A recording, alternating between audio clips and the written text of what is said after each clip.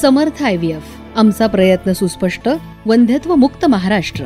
समर्थ IVF. अधिक माहितीसाठी संपर्क 77 74 04 74 04. आमच्या जालना शाखेसाठी संपर्क 92 84 20 56 40.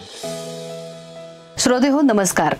जागतिक महिला दिनाच्या निमित्ताने आयोजित आजच्या कार्यक्रमात स्टुडिओत आपल्यासोबत उपस्थित आहेत डॉक्टर हर्षलता लड्डा. डॉक्टर लड्डा सीमार समर्थ IVFच्या चीफ IVF कन्सल्टंट आहेत आणि गेली 14 वर्ष या क्षेत्रात त्या कार्यरत आहेत. मॅडम, स्टुडिओमध्ये आपलं मनपूर्वक स्वागत. नमस्कार. श्रोते हो, आजचा आपला विषय आहे वंध्यत्व आणि स्त्रियांची मानसिकता. मॅडम, तुम्हाला पहिला प्रश्न विचारेन की IVF उपचारांच्या दरम्यान महिलांना कोणत्या सामान्य भावनिक आव्हानांना सामोरं जावं लागतं? बेसिकली जेव्हा एखादी स्त्री वंध्यत्वाची शिकार असते तेव्हा त्यांना बऱ्याच इमोशनल फेजेसमधनं जावं लागतं. त्यामध्ये त्यांच्या मनामध्ये अपराध भावना एक खूप असते की माझ्यामुळे आम्हाला मूलबाळ होत नाहीये, किंवा आजूबाजूच्या परिसरातली लोकही त्यांना ती भावना मनात आणून देऊ शकतात. त्याच्यानंतर नैराश्य, आत्मविश्वासाची कमतरता, राग, हे सगळ्या भावना त्यांच्या मनात येतात. IVFच्या प्रवासात महिलांच्या मानसिक आरोग्याचं मूल्यांकन किंवा परीक्षण तुम्ही कसं करता? त्याच्यासाठी बऱ्याच गोष्टी पाहिल्या जातात, म्हणजे त्यांची पूर्ण इत्थंभूत माहिती घेतली जाते. युजली वंध्यत्वासाठी जसं स्त्री जबाबदार आहे तसं पुरुषही जबाबदार असतात. त्यामुळे त्या दोघांची मानसिकता बघणं फार गरजेची आहे. तर आपण जेव्हा त्यांची पूर्ण माहिती घेतो तर त्यामध्ये त्यांच्या लैंगिक जीवनाबद्दलही माहिती घेतो. त्याच्यानंतर त्यांचा जीवनाकडे बघण्याचा दृष्टिकोन कसा आहे, तसेच त्यांचे आर्थिक उत्पन्नाचे साधन काय आहे, कारण जेव्हा इन्फर्टिलिटीची ट्रीटमेंट असते ती बरीच खर्चिक असते. त्यामुळे त्या गोष्टीचंही आपल्याला माहिती असणं गरजेची आहे. त्याच्यानंतर पती आणि पत्नीमधला संवाद कसा आहे, त्यांना एकमेकांबद्दल आकर्षण किती आहे, कारण त्यांची जी इंटिमसी आहे त्याच्यावरही वंध्यत्वाची ट्रीटमेंट ठरते. त्याच्यानंतर ते एकमेकांशी जेव्हा वेळ घालतात तेव्हा त्यांच्यामध्ये विसंवाद होण्याची शक्यता किती प्रमाणात आहे, ह्या सगळ्या गोष्टींचा प्रभाव त्यांच्या वंध्यत्वावर पडतो. तर त्यामुळे हे सगळी जेव्हा माहिती आपण घेतो तेव्हा त्या जोडप्यांमध्ये पुढे कुठल्या पद्धतीने आपण ट्रीटमेंट करायला हवी किंवा त्यांना काउन्सिलिंग करायला हवी ह्याबद्दल आपल्याला माहिती मिळू शकते. IVFचे हे उपचार जेव्हा सुरू असतात त्यावेळेला वेगवेगळे त्यामध्ये टप्पे आहेत आणि ह्या टप्प्यांच्या दरम्यान स्त्रियांमध्ये निर्माण होणारे जे ताणतणाव आहेत किंवा ट्रिगर्स आहेत याविषयी आपण काय सांगाल? बेसिकली काय होतं ना, एखादं जोडपं जेव्हा गर्भधारणेसाठी प्रयत्न करत असतं तेव्हा ज्या वेळेस त्या स्त्रीला मासिक पाळी येते तेव्हा तिचं मन खट्टू होतं, कारण तिला हे लक्षात येतं की आपल्याला गर्भधारणा झालेली नाही. तर हा एक ट्रिगर पॉइंट आहे. त्यानंतर त्यांच्या वैयक्तिक आयुष्यात जी उलतापालत होत असते, त्याच्यानंतर आर्थिक ताण, ट्रीटमेंटचा आर्थिक ताण, त्याच्यानंतर वारंवार हॉस्पिटलला व्हिजिट करावी लागते. त्यामुळे त्यांचे जे जॉब प्रोफाईल आहे त्याच्यामध्ये डिस्टर्बन्सेस येतात, सुट्ट्या जास्त घ्याव्या लागतात. त्यामुळे तो एक स्ट्रेस पॉइंट असतो, त्याच्यामुळे त्यांचा स्ट्रेस वाढतो. तसंच आजूबाजूंच्या लोकांचा, जसं की नातेवाईक आहेत, मित्रमैत्रिणी आहेत, त्यांचा त्यांच्या जीवनात होणारा हस्तक्षेप आणि त्यांच्या अपेक्षा, हेही एक ट्रिगर पॉइंट म्हणून काम करतं. मग ह्या तणाव किंवा चिंता ज्या आहेत त्याचं व्यवस्थापन करण्यासाठी किंवा ज्याला या सगळ्या परिस्थितीची कोपिंग मेकॅनिझम जे आहेत यासाठी तुम्ही महिलांना मार्गदर्शन कसं करता? त्यांना युजली सगळ्यात आधी वंध्यत्व का आहे ह्याबद्दल माहिती दिली जाते. त्याच्यानंतर त्याला लागणारा खर्च, त्यांचं वेळ व्यवस्थापन ह्याच्यासाठी आपण सगळ्यात आधी बघतो. त्यांचा मानसिक ताण कमी करण्यासाठी कधी कधी काउन्सिलरची हेल्प घेतो. कधी कधी त्यांना काही अशा गोष्टी सांगितल्या जातात की त्या पद्धतीने ते स्वतः त्यांचा मानसिक ताण कमी करू शकतात. जसं की मेडिटेशन आहे, त्यांच्या हॉबीज ज्या आहेत त्या कल्टिवेट करणं, एखादीला डान्सची आवड असेल तर डान्समध्ये थोडंसं वेळ देणे. त्याच्यानंतर जॉब जर करत असतील तर त्यांना जॉब कंटिन्यू करायला सांगतो.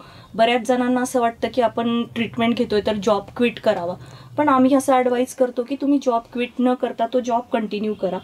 तसंच पेशंटला किंवा त्या कपलला ट्रीटमेंट करण्याआधीच्या ज्या गोष्टी महत्त्वाच्या आहेत त्यांच्या प्रिपरेशनसाठी त्याच्याबद्दल पूर्ण माहिती दिली जाते. त्याच्यानंतर ट्रीटमेंट चालू असताना रेग्युलर बेसिसवर त्यांची काउन्सिलिंग केली जाते.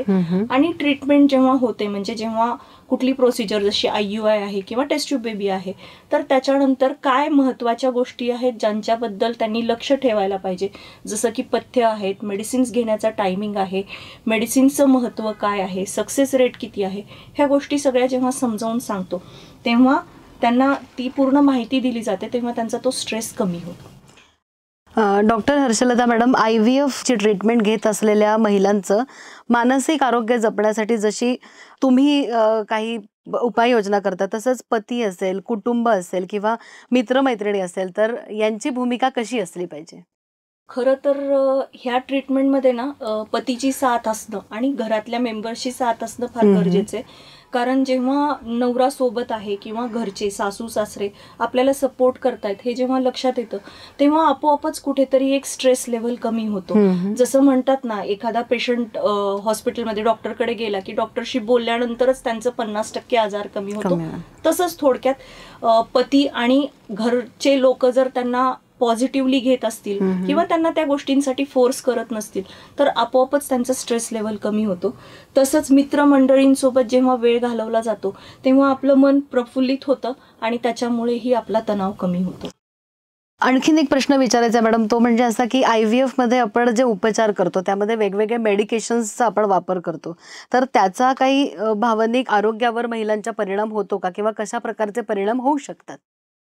हो, त्याच्यामुळे काही स्त्रियांमध्ये चिडचिडेपणा वाढतो, लहरीपणा वाढतो, तसंच चिंता करण्याची प्रवृत्ती वाढते, वजन वाढू शकतं, काही स्त्रियांमध्ये पुरळ येण्याचं प्रमाण वाढतं चेहऱ्यांवरती वगैरे. त्याच्यानंतर काही स्त्रियांना उलट्या, मळमळ होऊ शकतात ह्या ट्रीटमेंटमुळे. काही जणांचा भावनिक उद्रेक होतो, उगाच छोट्या छोट्या कारणांवरनं रडू यायला लागतं. हे सगळे असे जे काही चेंजेस आहेत, हे हॉर्मोनल चेंजेस शरीरात घडून आल्यामुळे त्यांना होऊ शकतात. आता हे उपचार जेव्हा एखादी महिला घेत असते तेव्हा ते उपचार म्हणजे त्याची सफलता साध्य करण्यासाठी जीवनशैलीत काही बदल परिणामकारक ठरू शकतात का, विशेष करून महिलांच्या जीवन पद्धतीत? हो, जर एखाद्या स्त्रीचं वजन खूप जास्त प्रमाणात वाढलेलं असेल तर त्या स्त्रीनी जर तिचं जे आत्ताचं एक्झिस्टिंग वेट आहे त्याचं 10% जरी वजन कमी झालं तरी तिच्या गर्भधारणेच्या प्रमाणामध्ये खूप मेजर पद्धतीने वाढ होऊ शकते. त्याच्यानंतर नियमित व्यायाम किंवा वॉकिंग, काहीतरी एखादा स्पोर्ट म्हणजे आवडीचं जे काही बॅडमिंटन असो, व्हॉलीबॉल असो, व्हॉट एव्हर जे कुठलं स्पोर्ट आवडीचे, त्याच्यासाठी दिवसातनं रोज 30 मिनिट देणे, स्वतःसाठी 30 मिनिट देणे गरजेचे आहेत. कारण काय होतं ना, बऱ्याचदा ह्या सगळ्या प्रक्रिया जेव्हा करतात एखादी स्त्री तेव्हा त्यांच्या शरीरामध्ये एक हॅपी हॉर्मोन नावाचा हॉर्मोन सिक्रेट होत असतो. तर त्याच्यामुळे तो हॉर्मोन ताणतणाव दूर करण्यासाठी आणि प्रत्येक गोष्टीकडने बघण्याचा जो आपला दृष्टिकोन आहे तो सकारात्मक करण्यासाठी मदतीचा ठरतो. तसंच पुरेशी झोप, संतुलित आहार हे गरजेचं आहे. हल्लीच्या जनरेशनमध्ये बऱ्याच स्त्रिया म्हणण्यापेक्षा ज्या मुली आहेत त्यांना बरेच हल्ली व्यसन आहेत. म्हणजे काही मुली स्मोकिंग करतात, ड्रिंक्स घेतात, ड्रग्सची सवय असते. तर त्याचा वापर टाळावा आणि जीवनामध्ये सकारात्मक घडामोडी अशा काही घडवून आणाव्यात किंवा घडण्यासाठी प्रयत्न करावा की ज्याच्यामुळे त्यांचं व्यक्तिमत्व देखील पॉझिटिव्ह होऊ शकतं. मॅडम, हे उपचार करत असताना म्हणजे IVFचे उपचार आणि मानसिक स्वास्थ्य या दोन्ही गोष्टींचा समन्वय साधण्यासाठी समर्थ IVF कशी भूमिका निभावतं? बेसिकली जसं मी आधी पण सांगितलं, ह्याच्यामध्ये समुपदेशन म्हणजेच काउन्सिलिंग फार महत्त्वाचा पार्ट आहे.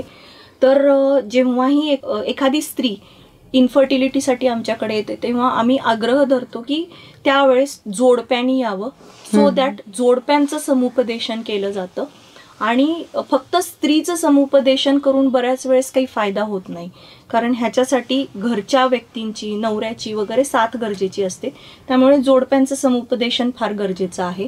त्याच्यानंतर त्यांना सकारात्मकतेचे फायदे समजावून सांगितले जातात. संतुलित आहार का गरजेचा आहे, त्याचे काय पॉझिटिव्ह बेनिफिट्स होतात शरीरावरती आणि त्यांच्या इन्फर्टिलिटीवरती हे समजावून सांगितलं जातं.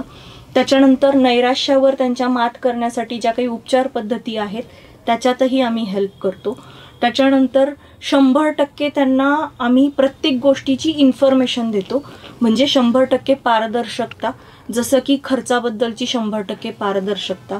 त्याच्यानंतर वंध्यत्वासाठी काय कारण आहे त्याची चर्चा, ट्रीटमेंटमध्ये यश येण्याची शक्यता किती आहे हेही आम्ही पूर्णपणे त्यांना सगळं समजावून सांगतो. त्याच्यानंतर लैंगिक जीवनामध्ये जवळीकतेचे महत्त्व काय आहे ह्याबद्दल माहिती देतो. त्यांना भावनिक मदत देखील करतो. तसेच विसंवादातून सुसंवादाकडे कसं टर्न आउट व्हायचं, जोडीदारासोबत, डॉक्टरांसोबत किंवा हॉस्पिटल एन्व्हायरमेंटमध्ये, हॉस्पिटल स्टाफमध्ये कसं मैत्रीपूर्ण वातावरण ठेवता येईल ह्याचाही आम्ही प्रयत्न करतो. आणि ह्या सर्व गोष्टींसोबत आम्ही ह्याच्यावरती भर देऊन समन्वय साधण्याचा प्रयत्न करतो. मॅडम, आज आपण इथे आलात आणि वंध्यत्व आणि स्त्रियांची मानसिकता याविषयी आमच्या श्रोत्यांशी बातचीत केली, त्याबद्दल मनापासून आपले धन्यवाद. समर्थ IVF, आमचा प्रयत्न सुस्पष्ट, वंध्यत्व मुक्त महाराष्ट्र. समर्थ IVF. अधिक माहितीसाठी संपर्क 77 74 04 74 04.